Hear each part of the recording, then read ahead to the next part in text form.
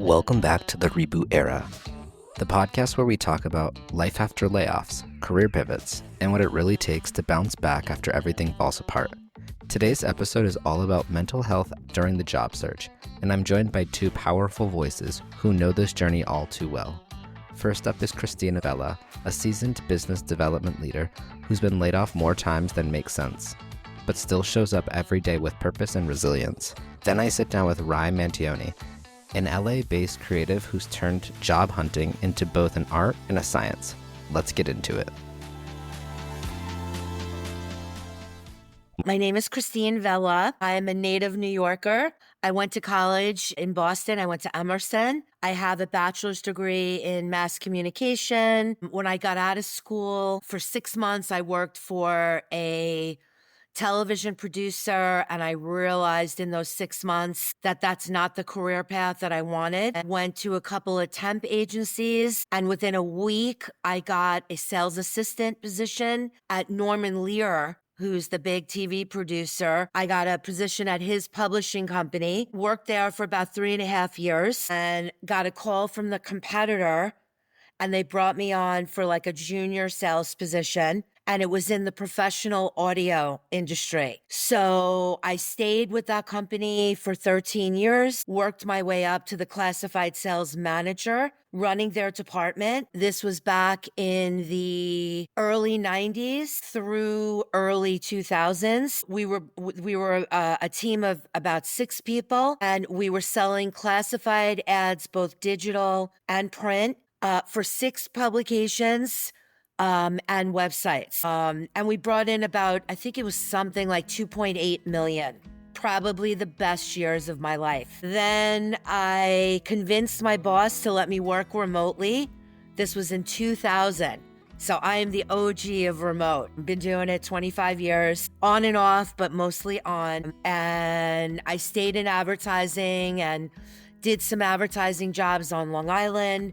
Then I got into the trade show industry in 2014, and I worked for a small trade show company here. I decided to make a switch. I get a call from a recruiter at the company Lifetouch and Shutterfly, and I joined their church division. And what we did was we sold free directories to the congregations of churches and temples in a specific territory. That was in 2017. Throughout the 4 years I was with them, we were then purchased by Shutterfly in 2019.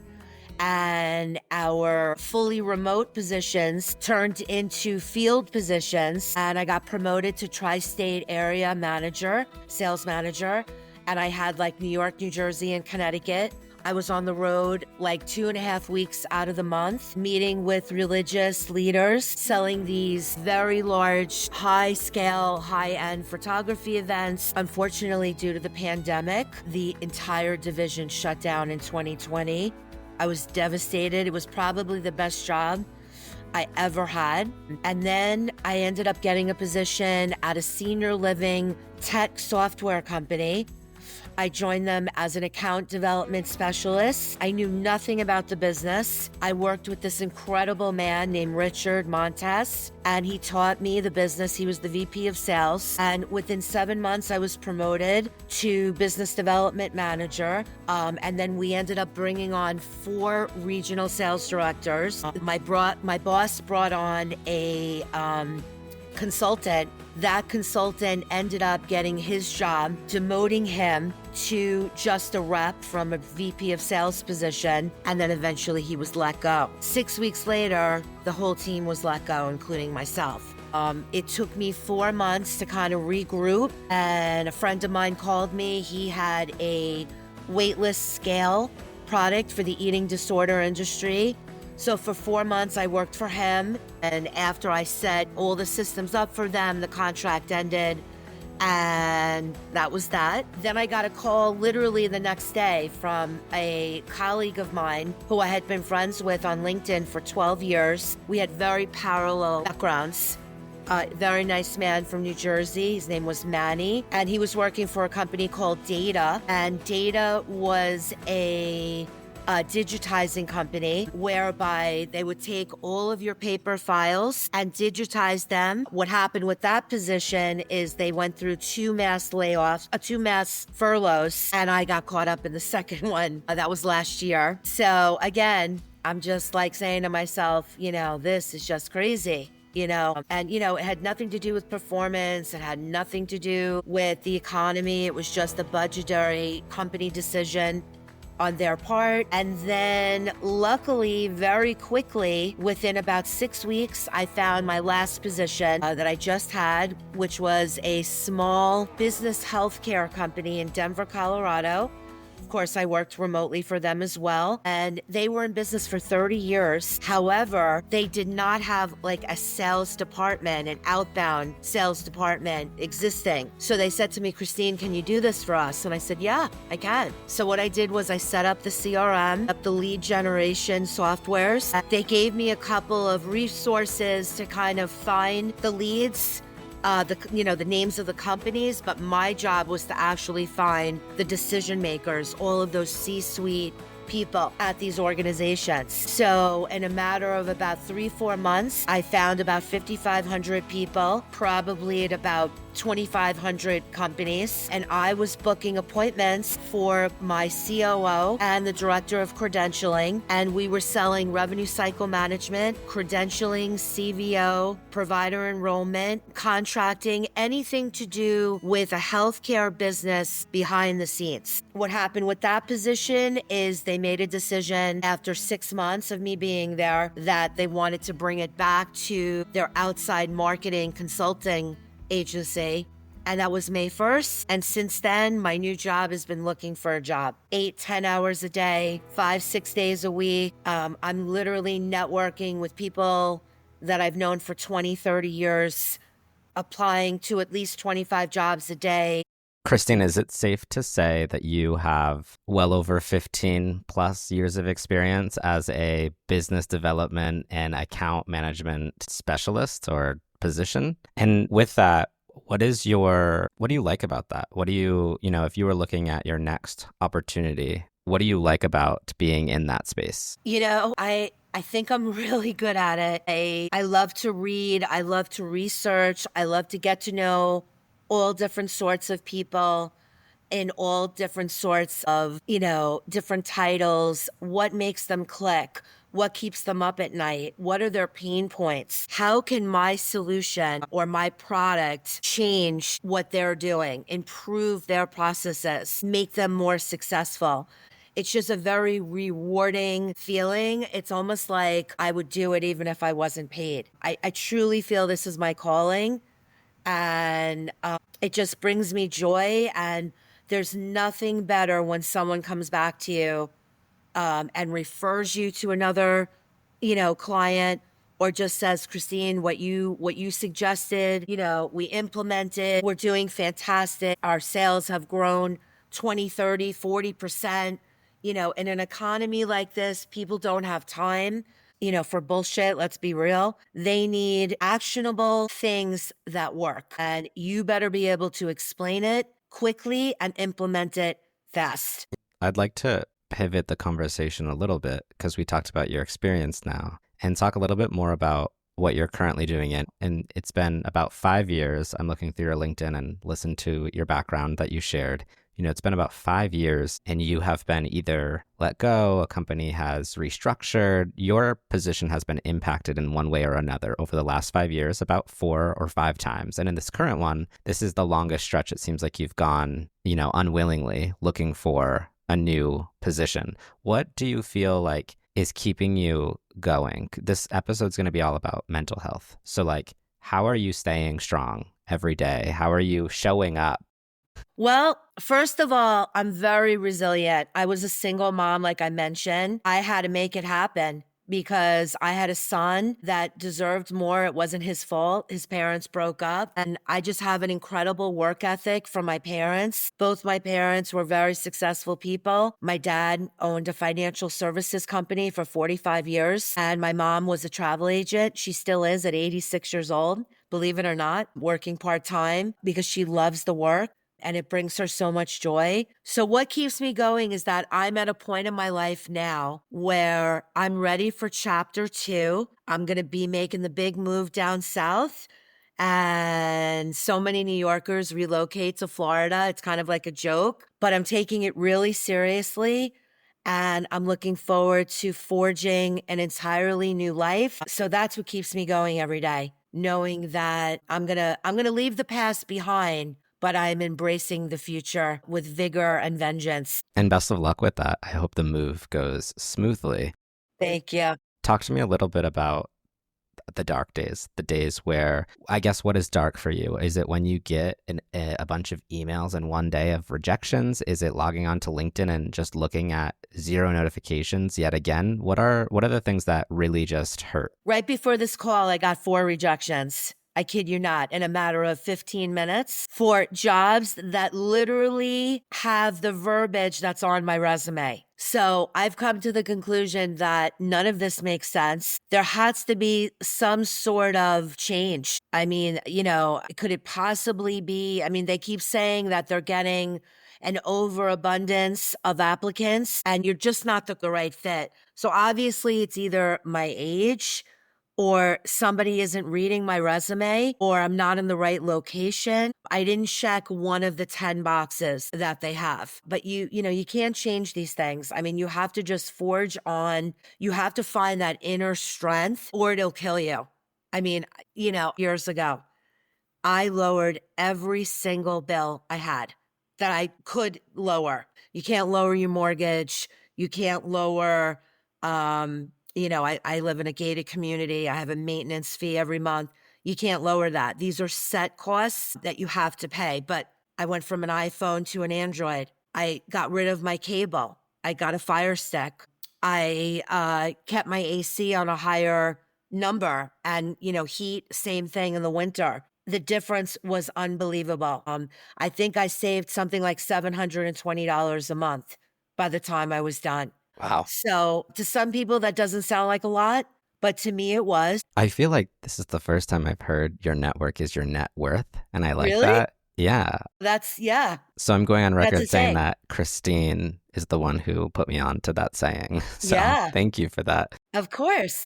And, I think that's really powerful that you took the time, whether it was because of the layoff or not, but you took the time to go through your budget and understand how can I live below my means and take things out, reduce my bills so that there isn't such a hard push. I know there are stories out there of people who have done that and done that again and done that again to the point where they don't have internet, they don't have a car, they can't make it to the in-person interview for an opportunity that might pop up. And those situations are just devastating to hear about. But, you've shared a lot about your working experience. You've shared about what you're doing for the job search, as well as kind of how you keep, going and pushing. But what about stuff outside of work? What do you do to kind of keep your mental health positive, sane? That's a great question. Well, I go to the gym regularly. I recently lost 25 pounds. I'm proud of that. And I love to try new restaurants. My boyfriend and I have date night every Saturday night without missing it, no matter what, unless we're sick or something. We like to try new places. We love the beach. That's one of the reasons why we're moving to Florida. We love anything water related, boating. And so I think I love to cook. I'm Italian, so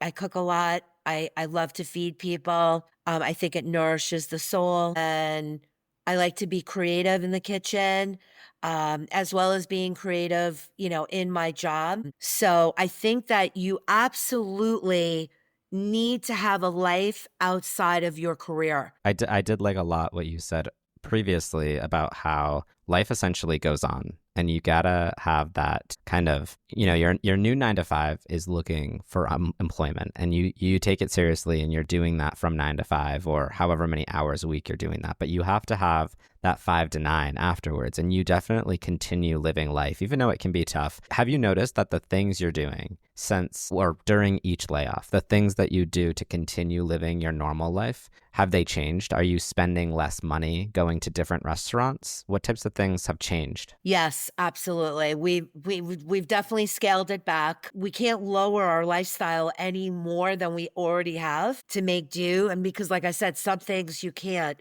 You can't lower.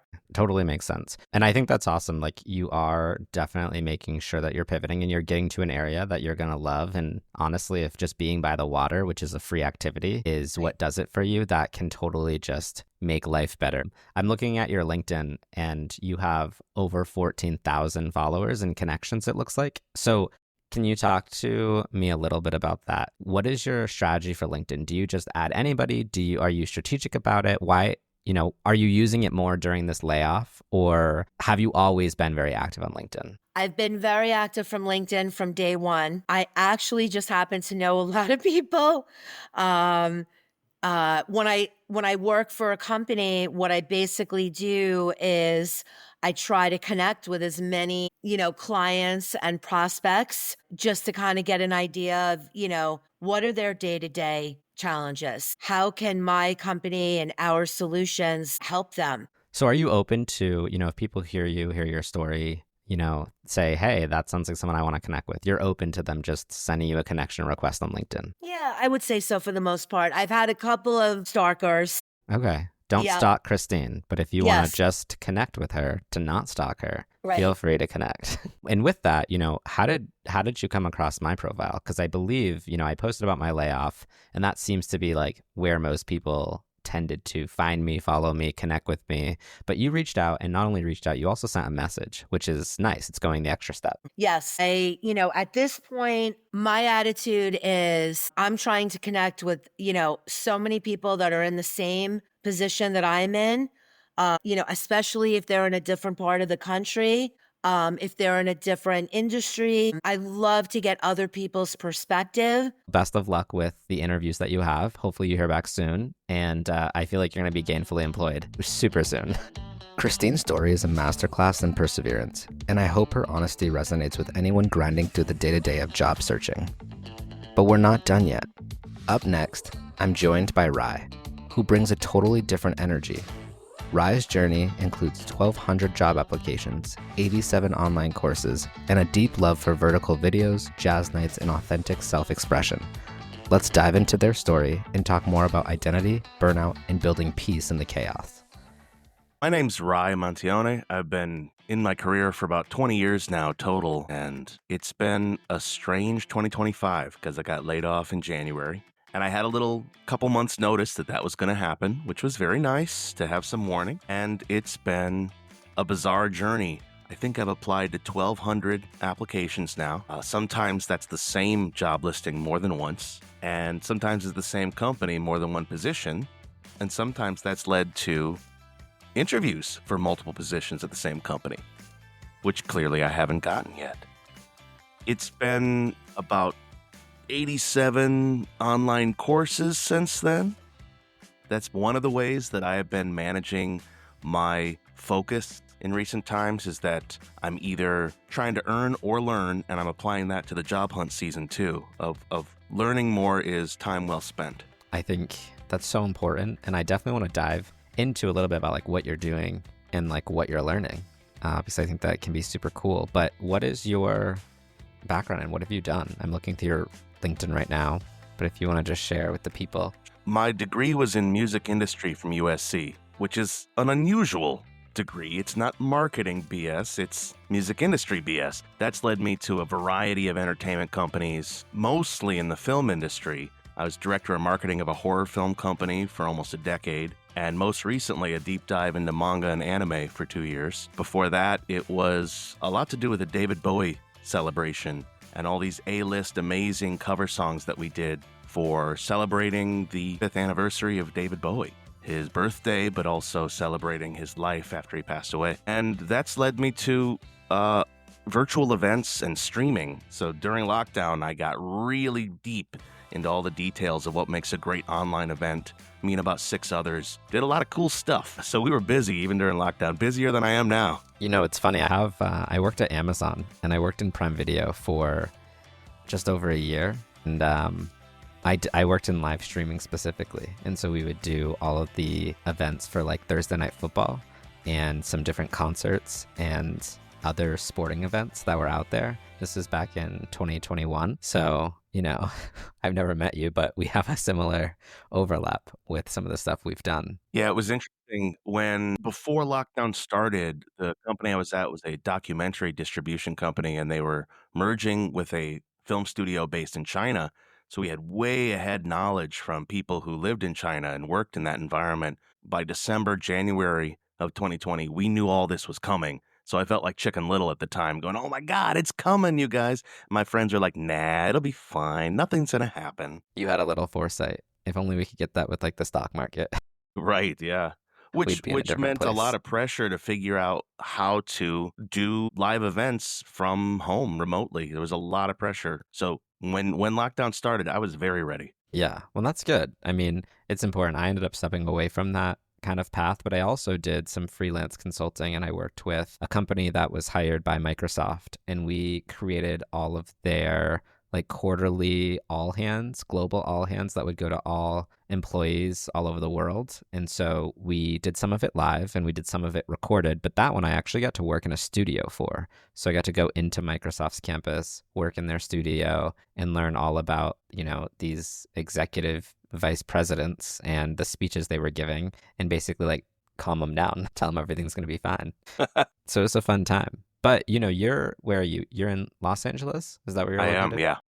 Nice. I'm in Boise. Clearly, we didn't meet in person. So how did you come across my profile? I've been tragically on LinkedIn every day, all day for 6 months straight. So I feel like I'm getting a very specific slice of life. And when the big layoffs were announced for your company, you popped up in my newsfeed along with a lot of other people. And it was a fascinating moment to witness weeks in a row of some of the biggest, most important companies in the world letting go some of their best talent. I chimed in because apparently, and there's no proof of this, but it seems that interacting with people on LinkedIn does lead to recruiters reaching out to you. A lot of those are bots, but some of them are real. And some of them have agreed to pitch me to some of the other biggest companies in the world. So the more I've been online, the better it seems. Bots are real. And I think that that's the power of networking, which I'm trying to emphasize as part of this podcast. Like, you really should just reach out to strangers, connect with them. And it's, Ryan didn't ask me, or Ryan didn't ask me a question. I didn't ask him a question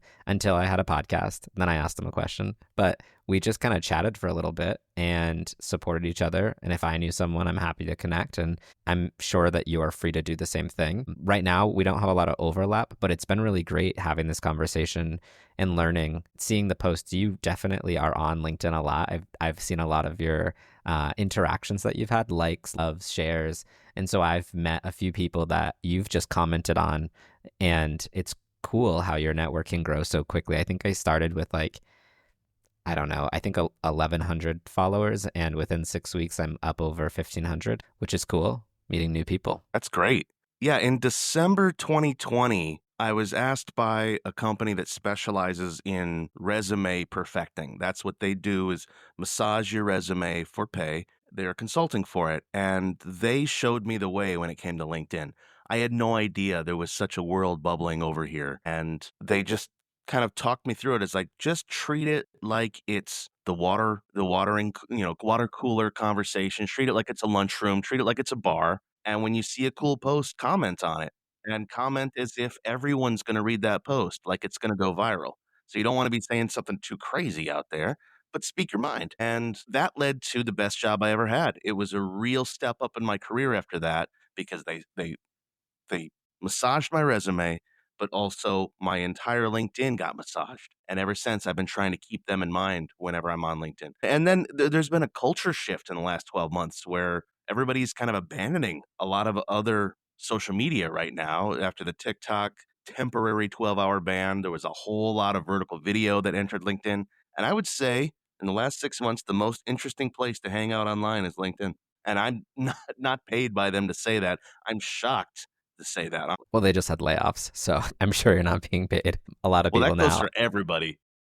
Exactly. But, it's so true. I mean, I actually just saw the vertical videos, I want to say like 2 or 3 weeks ago. and I hadn't ever seen them on here before. I see like occasional sponsorship videos that pop up, but like I had never really seen the TikTok, Instagram type of content that you would see there on LinkedIn. And I've seen people write posts about like, don't change your profile picture to an AI generated photo. Don't, share photos of your family. Like, this is a professional network. So I found it intriguing that, you have this vertical video type of content coming in here that are short little clips under 60 seconds. If you see advice on LinkedIn, you'll see the antithesis of that advice within 30 seconds. And it will be from an equally influential person with maybe a greater reach. And that's the nature of it right now, is it's one of the most volatile spaces online where we don't know what we're doing yet. That's what's exciting. It is. And it's kind of like Reddit, except they're more experts talking than just people with opinions. But it's still great to kind of have all these conversations and be able to hop in and see what's going on. You mentioned courses. What types of courses are you taking? You mentioned LinkedIn, but what else are you doing? Anything that's like super valuable that you'd share with the world? So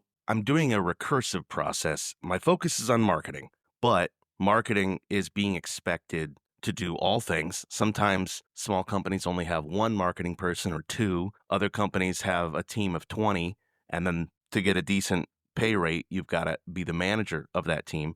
So I've been studying project marketing, which includes project management skills, and it includes management skills. So there's a lot of business development, management, project management. Now, are these courses both free and paid courses? Doing both. If I include all the courses I've taken on YouTube, I can't even count that. But LinkedIn has a whole relationship with its LinkedIn Learning side.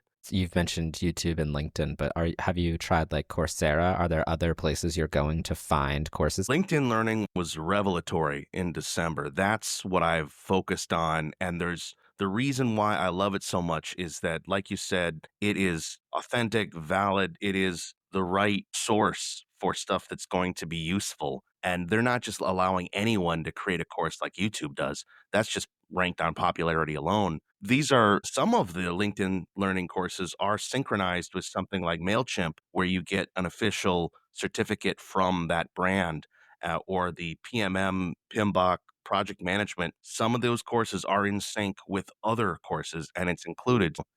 I feel it's worth the LinkedIn Premium, where you get all those access to whatever premium gives you, and then you get all these coursework too. They're putting up new stuff every single day. When you get a certification or you finish a course, are you posting about it, or are you putting it anywhere on your LinkedIn or resume? There's a couple ways that it gets listed on your LinkedIn. There is a certifications area that it gets listed, and then it encourages you to announce it to the news feed also. I don't announce every single one. Some of these are remedial. Some of these are beginner courses that I'm taking because I'm trying to be a multidisciplinary focused employee. So I'm taking courses that would otherwise look like an entry-level position as I gain different areas. It's a lot of time. As I know now, applying to jobs is no joke. It takes a lot of your time throughout the day. There is a lot of stress that comes with it. And I've definitely tried creating some free content as well as taking some free courses, but I haven't really dabbled in the paid content space yet. It's something that I like to get opinions on from other people. And I hope that other people listening will find it valuable. But a lot of what, I wanted to talk about today was around that mental health and that stress that comes in. So with everything you're doing, 1,200 applications is a lot. And to only get 12 interviews from that, I mean, what are you doing when you're not applying to keep the peace? Yeah, the numbers are crazy. So I see my full-time job is putting in 4 hours a day minimum, Sunday, Monday, Tuesday, Wednesday, into the application hunt. And the weekends, they don't matter on the job hunt. They're not important. So if that means diving into streaming and watching as many movies as I can, because there's a lot of great movies I've missed in the last 50 years, or just trying to take a nice walk and a breather. But I think it's reasonable to put in 3 or 4 hours a day, every day that you're determined to hunt. And if there's no good listings that day, give up. I have found that applying same day, sometimes within hours, is what gets you actually looked at. When you apply to something that went up 3 days ago, 2 weeks ago, 2 months ago, I think you're going into a spam folder of 4,000 other applicants, and your chances are extremely low. At this point, I'm not only sorting by the most recent 24 hours of job roles, I'm searching by the hour. I'm searching by the last 3 to 6 hours at this point. And there's a little R86,400 in the link on LinkedIn. You can manipulate that. That's by the second. So 86,000 seconds per 24 hours. You can manipulate that to get listings within the last 60 minutes. It's a really great tip. Made a YouTube video about that and shared that as one of my first videos when I got laid off because I haven't looked for a job in a minute. And I never had to use that before because that wasn't the case. But now it's super helpful. Although I will say, as that comes out more and more, it's like, I'm going to need the second updates because I want to be the first one to apply. Sometimes I look at that and I'm like, okay, it was posted 3 minutes ago and there's already 50 applicants. And I'm like, my gosh, this wasn't even an easy apply on LinkedIn. Like you had to go to the company website and fill out the application. And within 3 minutes of it being posted, 50 people have already applied. That's wild. Yeah, that's especially the case with anything remote. I've tried to utilize where I live. I live in Los Angeles proper, so I try to focus on jobs in this area. And even though most of them are hybrid nowadays for what I do, it still gives me a leg up to anybody that lives even 50 miles from here. Yeah, I definitely noticed that people who are in a good area and or open to moving to a new area can get a job much quicker and get off the market than those who are just looking for remote roles. But I'm not saying that means give up. I think it just means be open to pivoting your strategy. You also mentioned watching movies and taking walks. What else do you do to clear your head or just completely disconnect? Try to reconnect with my old friends. There's still a lot of people that I haven't seen since lockdown. And it's great to reconnect with people, to text with people, and sometimes just start the conversation. I think it can be a little awkward to be like, "Hey, it's been 3 years. How you doing?" It's a little strange to broach that. But I found that if you can find something that is free and that is relatively universal, like for example, I'm going to jazz night at the museum this Friday. It's free from 6 to 8 in LA. That is a perfect thing to invite almost anybody in the city to go to, whether it be some colleague from the past or a friend of mine. They can bring their kids, they can bring their boss. It's applies wide enough to where not only can I invite them, but they can feel comfortable bringing people with them. It's not a bar, it's not a club, it's not going to be too loud. That's often a problem when you try to do social. So I get in a cycle of what I haven't done recently. Well, I haven't watched a movie, I haven't taken a walk, I haven't gone out with my friends, and I just kind of keep that all in a cycle. We're talking about mental health here, and I do have to emphasize I've been in therapy almost a decade now, and I'd be lost without my therapist. Hey man, I'm glad someone's seeing their therapist and openly admitting it. I don't know the last time I saw mine, so it's been quite a while. But the event that you're talking about, going to that jazz night, sounds really cool. How do you find opportunities like that? Like it's free, it's easy to go to. Is there calendars that you're looking at on like in things to do in your area? Some of these events I've been going to since I was in college and broke back then. There's a poetry lounge that I go to maybe 4 or 5 times a year. It's on Tuesdays. It's $10. There is a comedy school, really. Upright Citizens Brigade Theater they're famous for teaching improv, but they have shows that are either cheap or free every night of the week. Some of them are students, some of them are extremely professional, people from SNL and Mad TV and touring comedians. It's not quite the same as stand-up that's $25 cover and a 2-drink minimum. So I try to lean into what the college kids are doing. I like that. But do you have the opportunity to take some trips or visit people, even if it's just a different part of California? A little bit. I think that if it's in your car, it becomes pretty affordable to get to Vegas. I love going to Mexico. Baja California is right there, super cheap.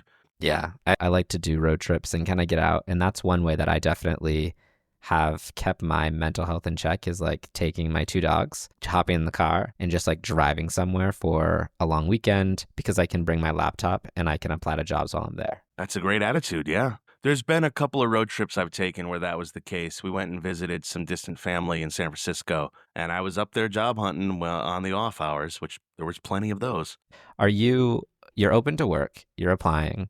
Are you open to new connections if people hear you and have common interests with you, live in Los Angeles? Are you open to people just adding you, connecting with you on LinkedIn? Yes, absolutely. I enjoy connecting with new people. And it's interesting that people express themselves differently in LinkedIn than they do other spaces. And I love the focus of it all, but it also makes me wonder about how to express myself. One thing that I haven't had a chance to mention is that I identify as non-binary. It's on my license as an X. I typically wear skirts and dresses, but I don't necessarily feel comfortable doing that during a job interview, especially if it's on video.